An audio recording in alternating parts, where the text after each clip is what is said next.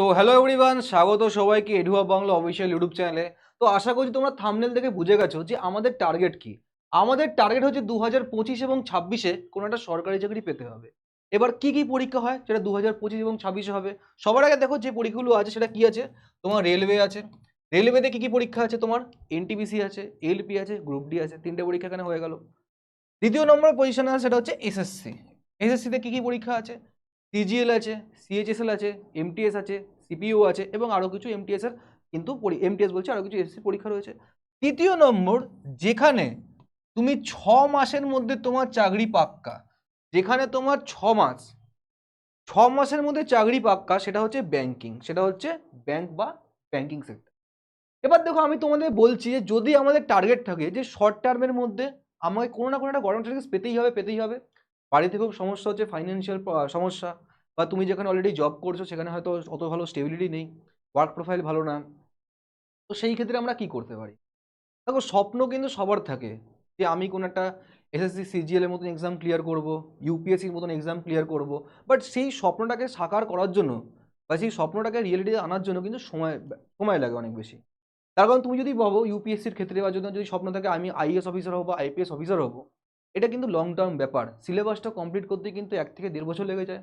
তারপর পরীক্ষা এতগুলো হবে, তারপরে কি তুমি সেই সিলেকশন পোস্টে যাবে। যদি আমি এসসিজিএল এর কথা বলি, এখানে কিন্তু এর মোটামুটি 1 বছরের মতন টাইম লেগে যাচ্ছে। টায়ার 1 হবে, টায়ার 2 হবে, ডকুমেন্ট ভেরিফিকেশন হবে, তারপর মেডিকেল হবে, এই প্রসেস তোমার যাচ্ছে। তৃতীয় যে নম্বরটা, যেটা নিয়ে আজকের যে মেন জেনারিকটা বা আজকের যে মেন যে ভিডিওটা, সেটা হচ্ছে তোমার ব্যাংকিং। ব্যাংকিংটা কেন? যদি আমার প্রথম কথা হচ্ছে কি, এখানে তোমার স্যালারি খুব ভালো, হ্যান্ডফুল অ্যামাউন্ট অফ স্যালারি বা খুব ভালো অ্যামাউন্ট অফ স্যালারি। এবং সবচেয়ে বড় কারণ, যে কারণে এই যে ভারতের যে ইয়াং জেনারেশন, এটা ছেলে হোক বা মেয়ে হোক, এবং স্পেশালি মেয়েদের জন্য কিন্তু ব্যাংকিং চাকরি খুব ভালো। তো তাদের জন্য যে বিষয়টা, যে তোমাকে যদি টার্গেট থাকে যে আমাকে 6 মাসের মধ্যে, বা আরো স্পেসিফিক যদি বলি যে 25-26, 2025-26-এর মধ্যে আমাকে একটা কোনো না কোনো সরকারি চাকরি পেতেই হবে পেতেই হবে পেতেই হবে, সেই ক্ষেত্রে তোমার জন্য হচ্ছে এই ভিডিওটা, আর তোমার জন্য হচ্ছে এই ব্যাংকিং ইন্ডাস্ট্রিটা। আগে জেনে নিই কি কি পরীক্ষা হয়। প্রথম হচ্ছে তোমার আইবিপিএস কন্ডাক্ট করে ক্লার্ক পরীক্ষা, তারই কন্ডাক্ট করে একটা পিও পরীক্ষা। এটা হলো ক্লার্ক, আরটা হলো তোমার পিও। দ্বিতীয় হচ্ছে আরআরবি, মানে হচ্ছে গ্রামীণ ব্যাংক। গ্রামীণ ব্যাংকের ক্ষেত্রে ক্লার্ক, তারপর পিও হয়ে গেল। থার্ড হচ্ছে তোমার এসবিআই। এসবিআর ক্ষেত্রে তোমার একটা ক্লার্ক হয় এবং পিও হয়। এবং আরও ধর ফোর্থ নম্বর হয়ে গেল নাবার্ডের পরীক্ষা, তারপর কি হয়ে গেল তোমার আরবিআই পরীক্ষা। এবং কিন্তু এর সাথে সাথেও, মানে এখানে তুমি যদি ভালো করে দেখো, 1 2 3 4 5 6 7 এবং 8টা কিন্তু পরীক্ষা অলরেডি হয়ে গেল। এছাড়াও কিন্তু যদি তুমি এইখানে পড়ো, তুমি এলআইসির যে বিভিন্ন পরীক্ষাগুলো হয়, এলআইসি তুমি ডাবল এও বলো, এলআইসি তুমি এডিও বলো, এই সবকটা পরীক্ষার কিন্তু মোরালের যে সিলেবাসটা, এই সিলেবাসটা কিন্তু কমন। এবার তফাৎটা কোথায় আসছে? তফাৎ হচ্ছে এর এক্সাম, এর যে কোশ্চেনগুলো আছে তার মধ্যে তফাৎ। কি কি জিনিস? প্রথম কথা হচ্ছে যে ব্যাংকিং সেক্টরের লোকে এতক্ষণ যাচ্ছে, তার কারণ হচ্ছে সিলেবাসটা খুবই ছোট। যে কোনো ব্যক্তি 3 মাস যদি কোনো একটা নিউ কামার হয়, বা যে হয়তো নতুন পড়াশোনা মানে এই কম্পিটিটিভ লাইনের জন্য আসতে চলেছে, সে কিন্তু এই যে পরীক্ষাটা 3 মাসের মধ্যে ক্লিয়ার করতে পারবে। আর কোনো পরীক্ষা কিন্তু সে 3 মাসের মধ্যে করতে পারবে না ক্লিয়ার। আমি একটা সাধারণ মানুষের কথা বলছি, যে বিশাল পড়াশোনায় ভালো তাদের ক্ষেত্রে কথা বলছি না, নর্মাল অ্যাভারেজ স্টুডেন্টের জন্য আমি কথাটা বলছি। তো এই যে এক্সামটা, এই এক্সামটা ক্লিয়ার করার জন্য তোমার যদি প্রিপারেশন থেকে 3 মাস, বা তুমি যদি সিলেবাস কমপ্লিট করো 3 মাসের মধ্যে, আর যদি মোটামুটি তুমি মক টেস্ট লাগাও বা প্র্যাকটিস করো, প্র্যাকটিসটা আরও করো 3 মাসের মধ্যে, মানে 6 মাস। এই 6 মাসের মধ্যে তোমার প্রিলিমস হয়ে যাবে, মেন্সও হয়ে যাবে, ইন্টারভিউ হয়ে যাবে, যদি কিছু এক্সামে ইন্টারভিউ থাকে, যদি ইন্টারভিউ থাকে না। তার মানে কি? তার মানে হচ্ছে 6 মাসের মধ্যে তোমার হাতে একটা অ্যাপয়েন্টমেন্ট এটা চলে আসবে, এবং সেটা শুধুমাত্র পসিবল হচ্ছে ব্যাংকিংয়ের ক্ষেত্রে। তো এটা কিন্তু একটা খুবই সুবর্ণ সুযোগ তুমি বলতে পারো। তার কারণ হচ্ছে, প্রথম কারণ হচ্ছে বছরে 8 থেকে 12খানা এক্সাম হয়, 8 থেকে 12খানা এক্সাম। তার মানে possibility of getting a government job কত বেশি হাই হয়, অ্যাজ কম্পেয়ার তুমি এসএসসি বলো, রেল বলো, আর পশ্চিমবাংলার চাকরি তুমি কথা ছেড়েই দাও এর থেকে, ঠিক আছে, ওটাকে আমি কনসিডার করি না। তো যদি তুমি সেন্ট্রালের মধ্যে চাকরি পেতে চাও এবং শর্ট পিরিয়ড অফ টাইমে চাকরি পেতে চাও, সেই ক্ষেত্রে কিন্তু তোমার কাছে দেখো পসিবিলিটি কত আছে, 8 থেকে 12খানা পসিবিলিটি আছে। তুমি ক্যালকুলেশন ম্যাথসে করেছো যে একটার মধ্যে একটাকে সিলেক্ট করা আর 8টার মধ্যে একটাকে সিলেক্ট করা, কোথায় চান্স বেশি আছে না আছে সেটা তুমি আরামসে বুঝতে পারছো। তো এই কারণে কি, এই কারণে কিন্তু আমাদের কোন দিকে যাচ্ছে লোকজন আজকালকার দিনে, সেটা হচ্ছে ব্যাংকিংয়ের দিকে। এবার ব্যাংকিংয়ে পড়াশোনা আমি কী করে স্টার্ট করবো? ব্যাংকিংয়ে পড়াশোনার জন্য মেন তোমাকে বুঝতে হবে যে সিলেবাসটা কী আছে। সিলেবাস বা টপিক কি আছে তোমার এখানে মেন যেটা আছে সেটা কি আছে, ম্যাথস আছে, একটা হচ্ছে অঙ্ক বা ম্যাথস থাকছে, দ্বিতীয় কি থাকছে তোমার রিজনিং থাকছে, থার্ড কি থাকছে তোমার ইংলিশ থাকছে, ফোর্থ কি থাকছে তোমার, ফোর্থ তোমার কারেন্ট অ্যাফেয়ার্স থাকছে, বা তুমি বলতে পারো ব্যাংকিং অ্যাওয়ারনেস থাকছে। ব্যাস, এই চারটে সাবজেক্ট। এখানে হিস্ট্রি থাকে না, জিওগ্রাফি থাকে না, ইকোনমিক্স থাকে না, এগুলো কিন্তু এখানে কিচ্ছু থাকে না। যদি আমি এই চারটে সাবজেক্টকে যদি পড়তে পারি, ভালো করে হাতে গ্রিপে আনতে পারি, আমার কিন্তু ব্যাংকিং ক্লিয়ার হয়ে যাবে। তৃতীয় জিনিস কি, এইখানে ম্যাথসের ক্ষেত্রে শুধু থাকে অ্যারিথমেটিক পার্ট এবং ডিআই বা তুমি যেটাকে বলো ডেটা ইন্টারপ্রিটেশন, কোনো কিন্তু অ্যাডভান্স ম্যাথ থাকে না। বাট এইখানে যে রিজনিংটা হয় এটা কিন্তু হয় ভালো লেভেলে, অ্যাজ কম্পেয়ার টু তুমি কোনো রেলের পরীক্ষা বলো, যে কোনো পরীক্ষা হতে পারে রেলের, এসএসসির পরীক্ষা বলো, তার কম্পেয়ারে যে রিজনিংটা কিন্তু স্ট্যান্ডার্ড অনেক বেশি হাই থাকে। এর স্ট্যান্ডার্ডটা কিন্তু অনেক বেশি হাই থাকে কার ক্ষেত্রে, রিজনিংয়ের ক্ষেত্রে, এবং ম্যাক্সিমাম মার্কস যেটা রিজনিংয়ে আসে সেটা কিন্তু সিটিং অ্যারেঞ্জমেন্ট এবং পাজল থেকে আসে।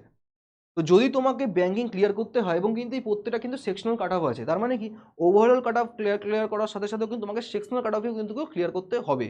তো এই কারণে যদি আমি সিম্পল একটা এক্সাম্পল দিই, ধরো তোমার 30 মার্কসে যদি রিজনিং আসে, তার মধ্যে 20 থেকে 25 মার্কস শুধুমাত্র তোমার আসবে কিসের থেকে, শুধুমাত্র তোমার সিটিং অ্যারেঞ্জমেন্ট এবং পাজল থেকে।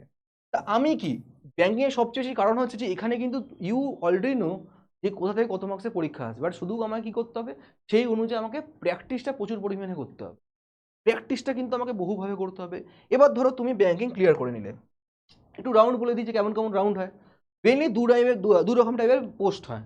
একটা পোস্ট কি হচ্ছে, ব্যাংকে দু রকম পোস্ট হয় যেটা রিক্রুটমেন্ট হয় জেনারেলি পাবলিকের জন্য।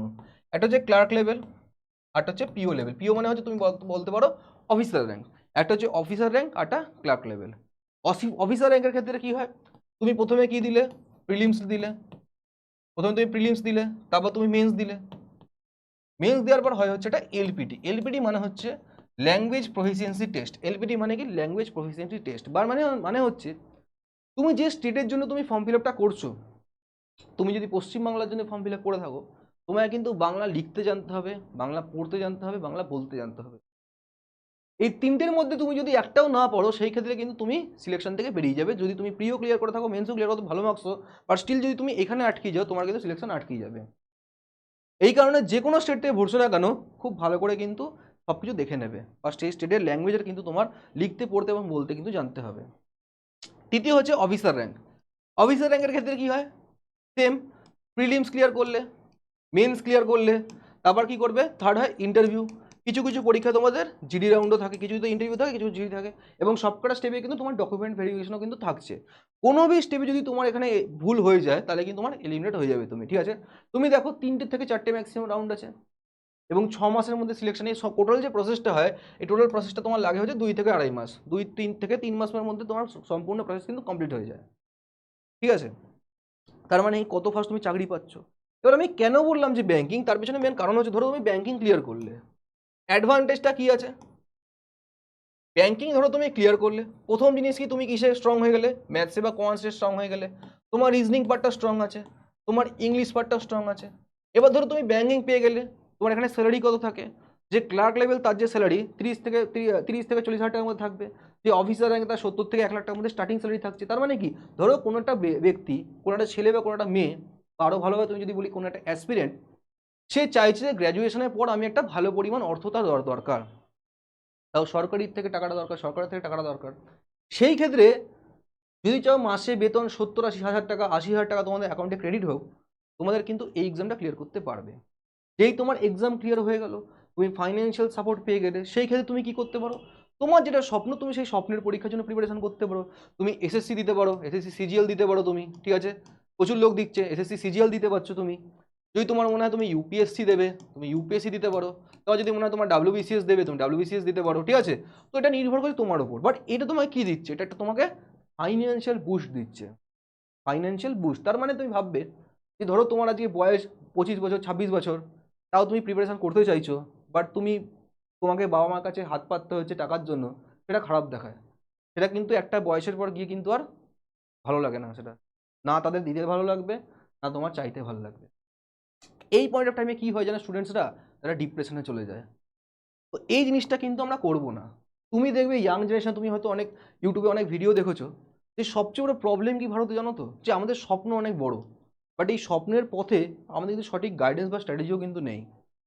তো সেই ক্ষেত্রে আমাকে কী করতে হবে, যদি আজকে ধরো আমি কোনো একটা এক্সাম ক্লিয়ার করলাম, ক্লিয়ার করার পর ফাইন্যান্সিয়াল স্টেবিলিটি হয়ে গেলাম, তারপর কী হলো, তারপরে আমি স্টেপ বাই স্টেপ এগোবো, আমার যে এক্সামে সুইচ করতাম সেই চাকরিতে যাবো, সিজিএল ক্লিয়ার হয়ে গেলাম, সিজিএল জয়েন করে ব্যাংক ছেড়ে দেবো, সিজিএল জয়েন করে যাবো। বাট তুমি যদি এটা ভেবে থাকো যে আমাকে সিজিএল পেতে হবে তো পেতেই হবে, এবং আমি ধরো স্টার্ট করলাম preparation at the age of 21, আমার 28 বছর বয়স হয়ে গেছে, তাও আমি বাবার কাছ থেকে টাকা চাইছি নোটস কেনার জন্য, এটা ভালো দেখায় না। তো এই কারণে কিন্তু ভারতের যে জনগণ, ভারতের যে ইউথ, তারা কিন্তু ব্যাংকিংয়ের দিকে শিফট হয়ে যাচ্ছে। ঠিক আছে, ক্লিয়ার? এবং তোমাদের যদি মনে হয় যে তোমাদের কোনো গাইডেন্স দরকার, তো আমাদের এডুহাব বাংলা কিন্তু ব্যাংকিংয়ের ক্ষেত্রে ফাউন্ডেশন ব্যাচ লঞ্চ করেছে। ব্যাংকিং ফাউন্ডেশন, বা তুমি বলতে পারো ব্যাংক ফাউন্ডেশন ব্যাচ। এই ফাউন্ডেশন ব্যাচে কী হবে, প্রথম কথা দেখো, প্রিপারেশন তুমি নিজের থেকেও করতে পারো, ইউটিউবে প্রচুর আজকাল ভিডিও অ্যাভেলেবেল রয়েছে যেখানে তুমি প্রিপারেশন করতে পারো। বাট মেন কেন দরকার যে এখানে যে আমি ভাই ফাউন্ডেশন ব্যাচ নেবো, তার কারণ হচ্ছে অনেক এমন জিনিস আছে যেগুলো তুমি ইউটিউবে পাবে না, যেগুলো কিন্তু তুমি ফাউন্ডেশন ব্যাচে পাবে। দ্বিতীয় জিনিস কি, 1-to-1 গাইডেন্স পাবে। তার কারণ দেখো, ইউটিউবে যখন কোনো একটা ক্লাস যায়, সেখানে এমন ব্যক্তিও দেখছি যে ধরো 5 দিন ধরে প্রিপারেশন স্টার্ট করেছে, এমন একজন ব্যক্তিরা রয়েছে যারা 5 বছর ধরে প্রিপারেশন স্টার্ট করেছে। তো ইকুয়াল তো ডিস্ট্রিবিউশন হচ্ছে না যে সবার কাছে। যে এক্সপার্ট বা যে ধরো 5 বছর প্রিপারেশন করছে, তাকে যদি আমি শর্ট ট্রিকটা একবারে বলি, সে কিন্তু বুঝে যাবে। বা যার হয়তো 5 দিন হয়েছে, তার কিন্তু বেসিক থেকে শিখতে হবে। এই কারণে হচ্ছে ফাউন্ডেশন ব্যাচগুলো কিন্তু আনা।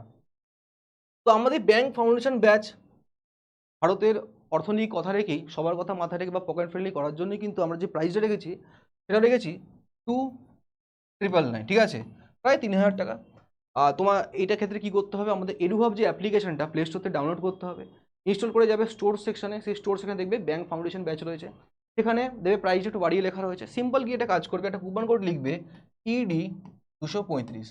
যখন তুমি এই কোডটা লিখবে তখন দেখবে এই ডিসকাউন্ট রেটে চলে যাবে। ঠিক আছে, ডিসকাউন্ট অ্যাভেলেবল হয়ে যাবে। এটা হচ্ছে তোমার অনলাইন ফিস। যদি তুমি অফলাইনে পড়তে চাও, আমাদের অফলাইন সেন্টার হচ্ছে বেলঘড়িয়াতে। অফলাইন সেন্টার কোথায়? বেলঘড়িয়াতে। তো অফলাইনে যদি তুমি পড়তে চাও, ওর প্রাইস নিয়ার অ্যাবাউট 10K হচ্ছে প্রাইস। ঠিক আছে, 10,000 হচ্ছে প্রাইস। তো তোমার যেটা কমফোর্টেবল তুমি সেভাবে কিন্তু পড়তে পারো। তোমার যদি কোনো গাইডেন্স লাগে, সেই গাইডেন্সের ক্ষেত্রেও আমার নাম্বার নিয়ে নাও। নাম্বারটা হচ্ছে 9007990045। এই নাম্বারেও কিন্তু তোমরা সরাসরি যোগাযোগ করতে পারো আমার সাথে। কোনো ডাউট হোক, ব্যাচ রিলেটেড হোক, বা পার্সোনাল কিছু গাইডেন্স চাইছো, সেই অনুযায়ী কিন্তু আমরা তোমাদেরকে প্রোভাইড করতে পারবো। তো আজকের জন্য এইটুকুনি। আবার দেখা হবে নতুন কোনো ভিডিওতে। সবাই ভালো থেকো। Jai Hind. Thank you so much.